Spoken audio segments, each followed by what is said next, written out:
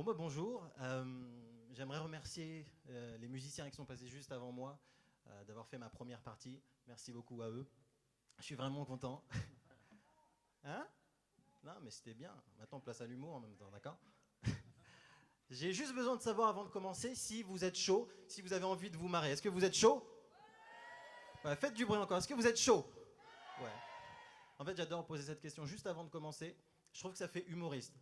Non, parce que tu prends cette phrase, tu la mets dans un autre métier, ça sera totalement différent. Hein. Bonsoir, police nationale. Ouais, vous avez été contrôlé à 120 au lieu de 110. Ah bah je vais être obligé de vous mettre une amende de 90 euros. Vous êtes chaud? Alors moi je m'appelle Miri. Pour ceux qui ne me connaissent pas, je m'appelle Miri. Enfin en vrai je m'appelle Mirindra. Un peu comme Mirindra, tête de tigre. Ok. On apprend à se connaître déjà, vous foutez de ma gueule. Surtout Ilaz. Il a un prénom dégueulasse, mais il se fout de ma gueule, j'adore. J'adore l'humour, j'adore l'humour. Alors pour deux raisons. Alors la première raison, c'est que quand tu fais de l'humour, bah, tu fais marrer les gens. Puis la deuxième raison, c'est que tu rencontres énormément de personnes. La dernière fois, je sors de scène et t'as une personne que je connais pas, que j'ai jamais vue, qui vient vers moi, super classe, hein, petite robe, petit talon, et qui me fait ah, j'aimerais trop être votre meuble Ikea. J'ai dit pourquoi? Ah, comme ça, vous pourriez me démonter. C'est surprenant. Hein. Ouais. Je sais pas c'est quoi le plus surprenant. Hein, je sais pas si c'est le fait que cette personne soit super directe, hein, le fait que cette personne soit un homme, je sais pas. J'ai eu peur. Je me suis barré. Et ça m'a fait penser à vous, mesdames. Vous qui vous faites aborder à longueur de journée, hein, dans le métro, etc. Il y a un sondage qui est sorti il n'y a pas longtemps, c'est vrai, qui disait que 80% des femmes se sont déjà faites aborder dans la rue. C'est énorme. Et les 20% restantes ont un cartable. Et moi, je suis pas serein, tu vois, quand ma femme va dans la rue toute seule en pleine soirée. La dernière fois, elle est partie en soirée toute seule. Alors je lui demande tout simplement, imagine ma chérie, tu te fais aborder par un mec. Qu'est-ce que tu lui fais? Et là, elle me répond, un chabit. Qu'est-ce que tu veux répondre à ça? Moi, j'étais pas bien. Donc obligé, quelques semaines à peine. Après, je lui paye des cours de self-défense. Et ça a super bien marché. Et heureusement, parce que quelques mois après, on s'est fait agresser. Je me promenais tranquillement avec ma femme, et t'as un mec qui voulait nous pouiller notre portable. Donc moi, je suis l'homme du couple, donc tu vois, normal, je pousse ma femme, j'ai payé. Et là, je te jure, je la reconnais pas. Elle se met en face du mec, elle lui fait pas, coup à droite, pas, coup à gauche. Et là, ouah, j'habite, elle se barre. Moi, je me retrouve comme un con face au mec. Je sais pas si vous avez remarqué, je suis pas taillé pour la violence ou la bagarre. On dirait un bounty, c'est dégueulasse. Je suis tout petit en fait. Je sais pas si vous voyez au fond. En fait, je suis tout petit. En plus, j'ai grandi dans une ZEP. Vous savez tous à peu près ce que c'est une ZEP, hein, une zone où on emmerde les petits. Et j'étais tout rouge. Ouais. Quand je stresse, je rougis. Ouais, je suis un black qui rougit. C'est dégueulasse, mais ça existe.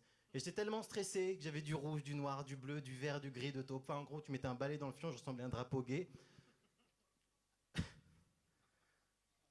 Et heureusement, juste avant que ma femme se barre, toute seule, j'arrive à choper la bombe lacrymo de ma femme, juste avant qu'elle se barre, et je mets du gaz lacrymo partout sur le mec. Aucun effet. En même temps, est-ce que tu as déjà essayé de te défendre avec du déodorant Dove pour peau sensible? Je me suis fait défoncer. Alors se faire défoncer par un mec, c'est pas franchement humiliant. Mais se faire défoncer par un mec qui sent l'orchidée, si. Je me suis fait défoncer, ça m'a traumatisé. Heureusement qu'il y a l'amour, voilà, l'amour c'est super important. Je parle du grand amour, attention, hein, l'amour avec un gros A, un grand A, pardon, ou un gros A peut-être, je ne connais pas votre mari, madame, mais c'est super important. Je parle de tous les amours, hein, l'amour, l'amour entre un homme et une femme aussi, du même sexe aussi, hein, une femme et une femme, un homme et une bière, c'est super important. Je parle aussi de l'amour à plusieurs, pourquoi pas, hein, l'amour, t'as de plus en plus d'hommes qui ont plusieurs femmes, les polygames, de femmes qui ont plusieurs hommes, les coquines. Même au niveau de la mixité, je trouve que c'est important, la mixité dans l'amour, mixité de couleurs par exemple, un black avec une blanche, de religion, un musulman avec une chicha, c'est super important, il faut faire attention. Même au niveau sexuel, je trouve que c'est super important. Il faut faire l'amour, pas la guerre, il faut faire l'amour, c'est super important. Hein, les couples, on a tendance à se libérer, tu as de plus en plus de couples qui adorent le faire dans la nature, maintenant les exhibitionnistes, avec de la douleur, les sadomaso, avec des animaux, Anne Sinclair. Je vois certains regards. Je savais pas qu'il y avait des enfants ce soir. Non, en fait, DSK, ok, c'est pas un animal. On est quand même plus près du beignet de crevettes. toujours la queue qui dépasse. Et t'as des gens qui sont différents. T'as des gens qui sont différents, qui testent des sexualités différentes. Il n'y a pas longtemps, sur Internet, je suis tombé sur des mecs qui font l'amour, accrochez-vous bien, qui font l'amour avec des voitures. Ça existe. Je vous laisse digérer cette information, pour ceux qui ne sont pas au courant. Ouais, c'est ce qu'on appelle des mécanophiles. Donc mécanique, fil, enfin c'est super bizarre. Hein. Et quand je me suis posé cette question sur ces mecs-là, qui font l'amour avec des voitures, je me suis posé plein de questions. Tu sais, du genre, comment tu découvres qu'un jour, tu es attiré sexuellement par une voiture? Est-ce que ça t'arrive au fur et à mesure? Tu dis femme, non. Homme, non. Twingo, Est-ce que ça t'arrive d'un coup, tu n'as rien demandé, tu te réveilles un jour, et puis tu entends un klaxon, et d'un coup, tu as une érection. Et nous, on pense, imaginez, je vous laisse imaginer les mecs en train de faire l'amour avec une voiture, ici. Nous, on est en train de se dire, ces mecs-là sont dégueulasses, tu vois. On fait avec des voitures, dégueulasse. Mais ça se trouve, eux, ils se pensent exactement la même chose. Ils sont en train de se dire, avec des humains, petit joueur. Et le truc, c'est que il y a un qui est mort il n'y a pas longtemps, un mécanophile. Ouais. Il avait 20 ans et je me suis posé justement une question. Ce mécanophile de 20 ans, il s'est tapé une 2 chevaux. Mais est-ce qu'il s'est tapé une cougar? Et en fait, il est mort parce qu'il s'est tapé une voiture électrique. Ah, ça a piqué, hein, il s'est pris 2000 volts sur le... Tu parles d'un coup de foudre. Pah, boule. Mais moi, ce que j'aime dans l'amour, c'est l'amour conventionnel. Hein. Tu vois, c'est le début de l'amour. Tu vois, cette période magique où quand tu sais que tu vas voir l'autre personne, tu ressens des petits papillons hein, dans le slip. Après, ça évolue. Ouais. L'amour évolue, tout évolue, les sentiments, l'amour, les SMS. Hein. En quelques semaines, hein, tu passes de « Oh, qu'est-ce que je t'aime fort » à « T'as pensé au PQ ?» C'est dégueulasse, c'est dégueulasse.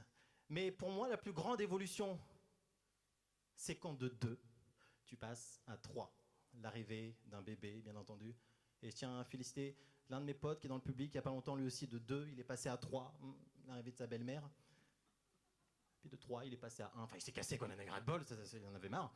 Et moi, j'ai un enfant aussi. Je ne sais pas si beaucoup ont des enfants. C'est formidable comme aventure d'avoir un enfant. Hein, ceux qui en ont le savent, ceux qui n'en ont pas, profitez.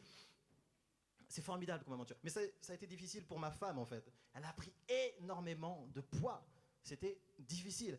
Mais elle n'a pas pris du poids crescendo. Elle a pris du poids d'un coup. C'est-à-dire qu'un soir, je me suis couché avec Vanessa Paradis. Le lendemain, je me suis réveillé avec Valérie Damido. Oh! Tu sais, elle se levait en criant « Je veux m'arroufler! Je veux m'arroufler !» Non, parce qu'elle passait toute sa journée devant la télé. Elle se tapait une série que toutes les femmes enceintes se tapent. Baby Boom. Et Baby Boom, tu vois tout, pour ceux qui ne connaissent pas. Tu as des femmes enceintes, elles sont là, allongées, à poil, les pattes en l'air, une tête de Shrek, la tête toute rouge en train de gueuler. « Ah, j'ai mal, mon chéri, tiens-moi la main, tiens-moi la main !» Mais je suis le caméraman, madame. Et elle avait des envies aussi, comme toutes les femmes enceintes. Elle avait des envies, bien entendu, de me faire chier. Et des envies de bouffe aussi. Elle avait des envies de frites, ma femme. C'était bizarre, des envies de frites. Ça puait la graille, la friture partout, c'était dégueulasse. Quand je me promenais dans la rue avec elle, j'avais l'impression de me promener avec une frite géante. Enfin, vu la corpulence de ma femme, t'es quand même plus près de la pomme dauphine. Enfin, en même temps, c'est normal, j'avais lâché la purée. En même temps, en parlant de bouffe d'ailleurs, j'ai bouffé au restaurant juste avant de venir ici. Vous voyez les restaurants chinois à volonté? J'adore ce genre de restaurant, j'adore. Mais j'abuse. La dernière fois, j'ai bouffé tellement chinois qu'en sortant, j'avais l'impression que j'allais chier un panda. Et c'était dégueulasse. Ensuite, je suis allé aux toilettes et j'avais l'impression tellement ça puait que le panda était mort. C'était difficile. Apparemment, il y a des amateurs de restaurants chinois à volonté. Et le truc, c'est que ma copine, elle a voulu aller juste après moi. Et c'est là que je me dis que M6 avait raison, ouais. L'amour est dans le P. De toute façon, dans un couple, t'as pas 10 000 caps. T'as le cap de 3 ans, le cap des 7 ans, le cap des chiottes. Si tu veux, en tant que mec, savoir si ta copine t'aime encore, c'est simple. Va aux toilettes, envoie la sauce. Ensuite, tu prends son sac préféré, tu le balances juste après à l'intérieur. Si elle court direct pour le récupérer, c'est qu'elle t'aime encore. La dernière fois, je suis allé aux toilettes, j'étais malade comme un chien. Je te jure, c'était la 3e guerre mondiale aux toilettes. Et ma copine a voulu aller juste après moi. Je dis non, tu vas mourir. Non, ah, tu veux vraiment y aller? Ok, vas-y, fais-toi plaisir. Elle est rentrée à l'intérieur, elle est restée longtemps. Elle est ressortie, je l'ai quittée. Non, moi, je ne peux pas rester avec une fille qui est plus courageuse que moi. Et juste avant de partir, j'aimerais vous prendre en photo, si vous êtes d'accord. La photo, je vais la mettre sur Facebook, parce qu'on ne joue pas tous les jours au Zénith. Donc s'il y en a certaines ou certains qui sont moches, cachez-vous, ok? Alors vas-y, faites du bruit et levez les bras, s'il vous plaît. Faites du bruit. Allez, on fait du bruit. Oui, je sais que c'est une photo, mais je m'en fous en fait. Ok, excusez-moi. Ah. Oui, excusez-moi. Bah, je suis au Zénith de Rouen. Moi, je kiffe, quoi. Bon, ils sont endormis, mais tout va bien. Oui, on se voit ce soir. Oui, je te fais des fessées. Oui. Je veux du bisou, des fessées partout. Oui. Oui, oui, oui. Des bisous partout. Moi aussi. Excusez-moi, c'était ma mère. Ok, allez. Photo, c'est parti. Faites du bruit. 1, 2, 3. Ok, super. Ma page, c'est Miri Humoriste. Le mec qui se fait de la pub. Ah, apparemment, il y a un noir au fond. Ah, parce que je vois les dents, mais je vois pas le visage. À côté d'un vieux. Parce que là, je vois le visage, mais je vois pas les dents. En tout cas, ce que je vois, c'est un public qui m'a écouté. Et merci beaucoup. Merci, Rouen.